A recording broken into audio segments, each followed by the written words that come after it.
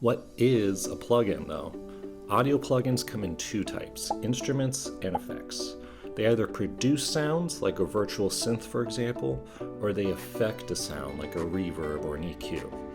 We're going to oversimplify this a bit, but just as a quick overview, audio plugins come in several formats. The most common are called VST and AU, or audio units.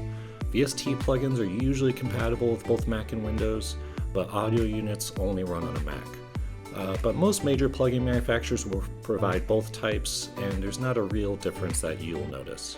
Functionally, for you, they install just like any other software, and since Gig Performer is compatible with VST, VST3, and AU plugins, you don't need to worry much about compatibility. They should just be automatically detected by Gig Performer. But every plugin manufacturer is different, so you may want to double check compatibility.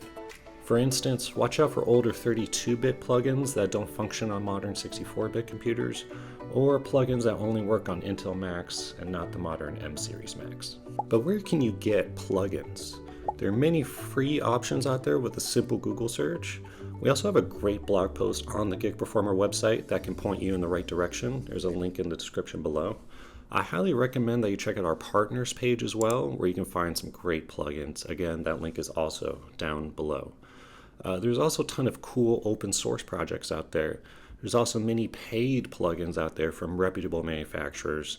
You can find these in online stores like Sweetwater, or again through a simple Google search, you can find them through the plugin manufacturers' websites. As for what these plugins can do, again, it would take many videos to dive into all the types of audio plugins. But for instance, in just my rig, I have some amp modelers, guitar effects, synthesizers, EQs, reverbs, you name it. Plugin rabbit hole is a super deep one, so be careful.